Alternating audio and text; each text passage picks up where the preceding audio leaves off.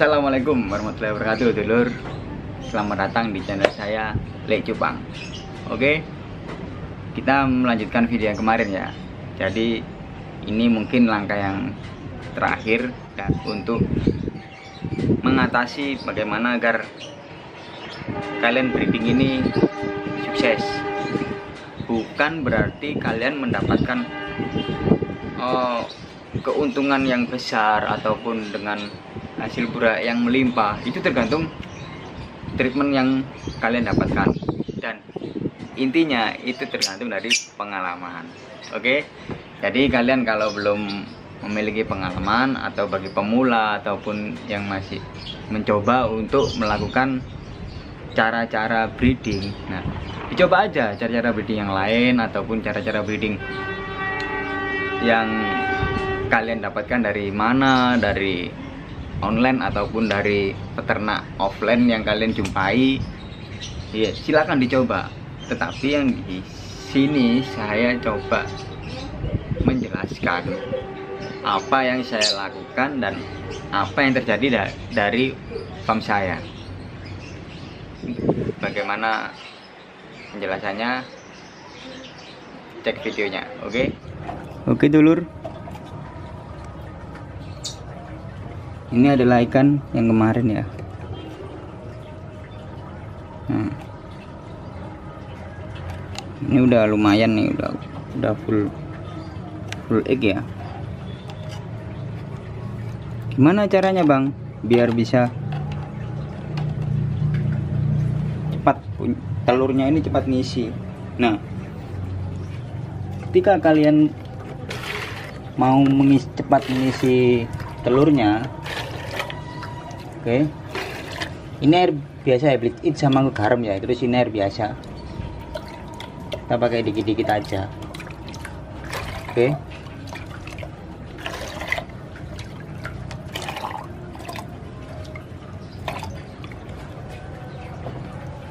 nah setelah kalian kasih makan ya, kalian pantau terus makannya. 1 hari sekali itu diganti airnya. Oke, ganti air ini. Jadi untuk female indukan ini kalian jangan lupa ya, untuk femalenya. Oke, tuh lihat,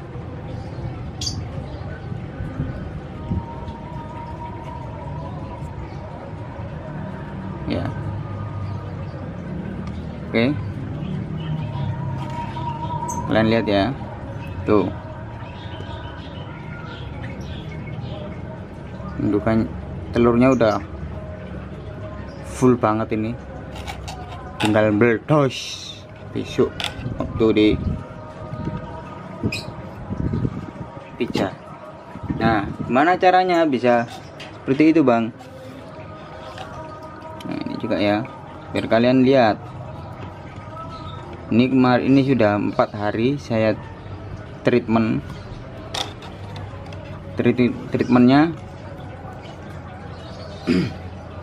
Setiap hari kasih makan minimal 2 kali. Tapi kalau saya nggak repot ya 3 kali. Jadi pagi, terus siang ya habis azan zuhur gitu, selesai saya sholat zuhur saya kasih makan. Terus nanti habis maghrib atau isya lah, sekitar jam 7-an lah, setengah 7, jam 7. Biasanya saya kasih makannya itu habis sholat maghrib. Saya kasih makannya apa bang? Pakannya yang penting pakan hidup, terserah mau pakai jentik, mau pakai kutu air, mau pakai cacing, terserah, yang penting makan hidup. Dan poinnya ini, kalau jentik pakai yang besar-besar itu loh, yang hitam, kepala bagol. Kalau ada yang bilang kepala bagol, kalau di Surabaya ini biasanya orang-orang itu bilang sing getuget ndas. Getuget ndas itu opo? Wis, ya itu tadi pokoknya yang besar yang mau jadi nyamuk. Nah, atau kasih kutu air DM boleh, terus kutu air Moina juga boleh, yang penting pakan hidup. Tapi ingat, kalau dikasih cacing sutra, oke, jangan terlalu kenyang. Oke, saya contohkan biasanya itu, nah segini ya, cacing sutra sekali makan saja sudah, nggak usah banyak-banyak. Nah segini aja, dikit aja.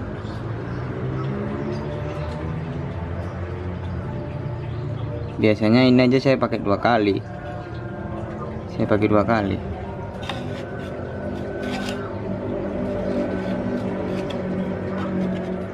Nah,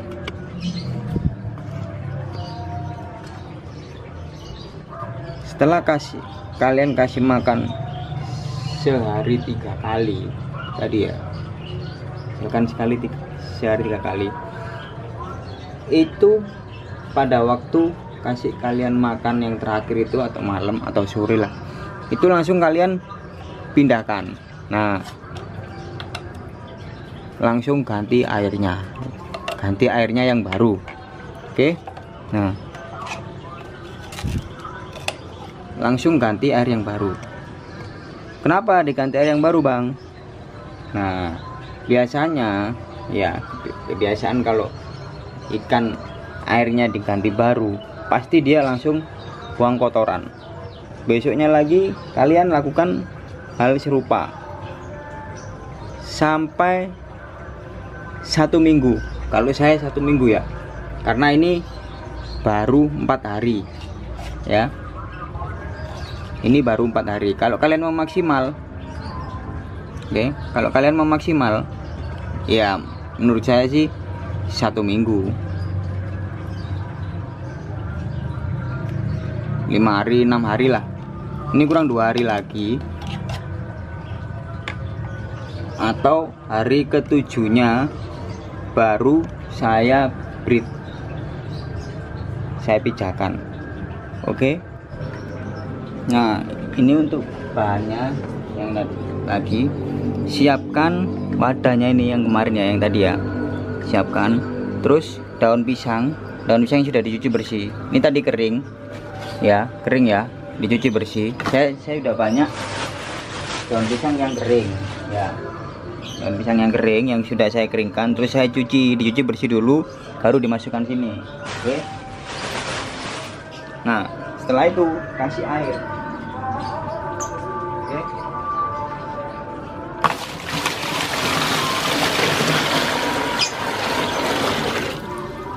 Kasih airnya jangan banyak-banyak, air segini kira-kira. Nah kira-kira segini. Oke, kasih EM4 sedikit aja, yang tutup putih ini. Oke, tutup putih ini sedikit aja.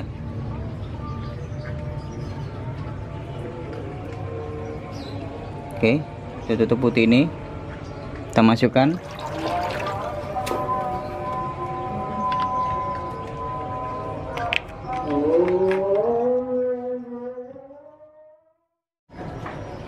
Setelah seperti ini ya, oke,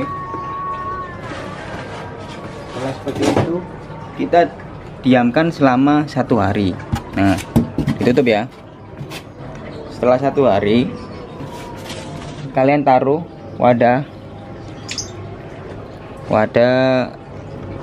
soliter atau ember ya, terserah ember. Taruh seperti ini, kasih air. Oke, sekiranya batas air itu sama seperti yang ada di wadah styrofoam ini. Oke, nah setelah itu kita kasih air garam sama bleach is tadi ya.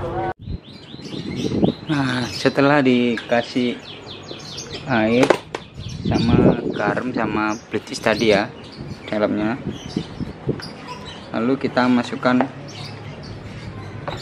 daun ketapang. Oke, masukkan satu aja bagi 2 biar cukup. Nah, biarin. Setelah dimasukkan daun ketapang, kita masukkan si jantan. Setelah si jantan dimasukkan, lalu si betinanya dimasukkan seperti ini. Nah, si jantur ya, jantur seperti ini proses penjodohan. Nah, setelah proses penjodohan ini kita tutup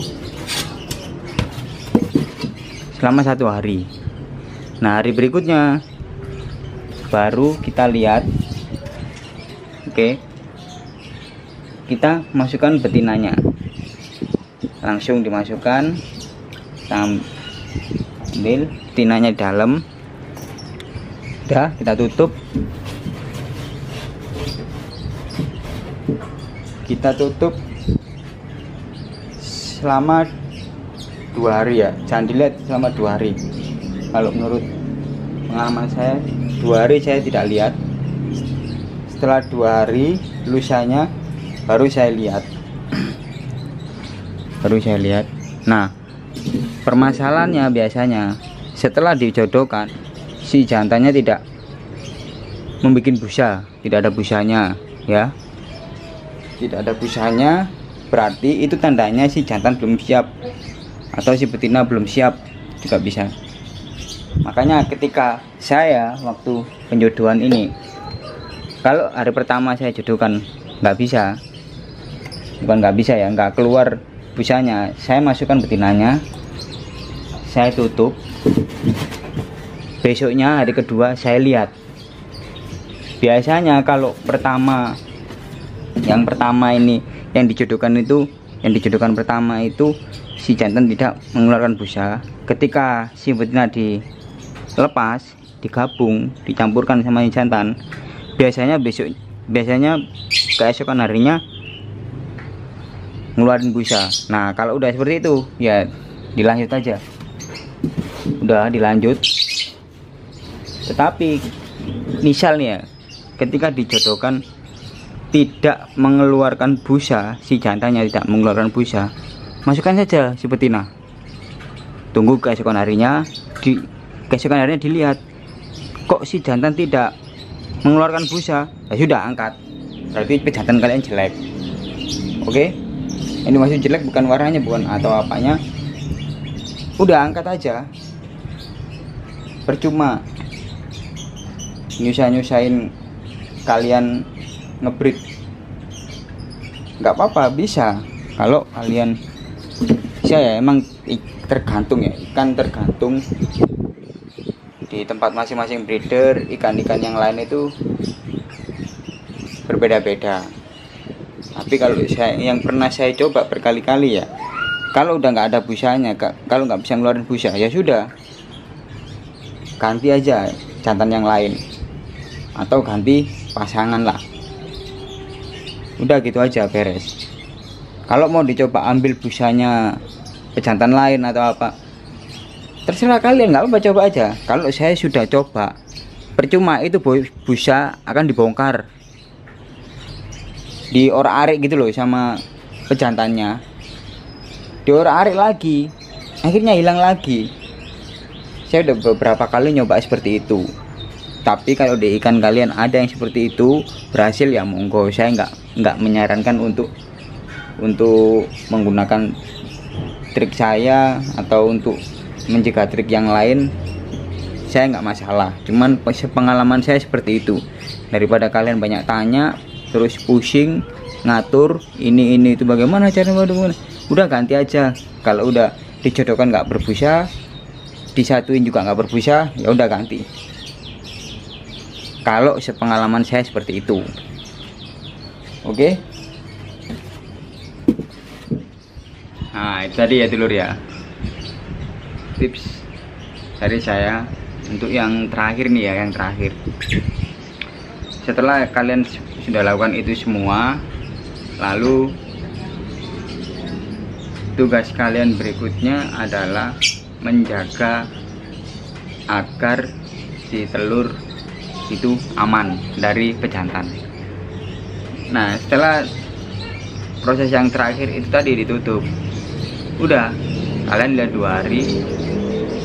Hari ketiga coba dilihat, kalau masih bertelur ya, maksud saya masih proses mengeluarkan telur atau apa, biarin, tunggu besoknya lagi baru dicek.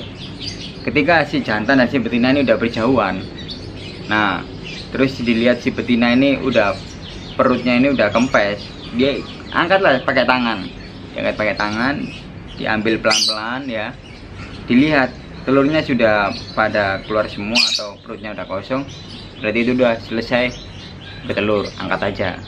Oke, setelah itu yang paling krusial itu jaga telurnya itu. Nah, si jantan ini kadang memakan telurnya kalau dia terganggu, makanya kenapa saya pakai metode dari styrofoam tadi, harus masukkan styrofoam karena pengalaman saya seperti itu.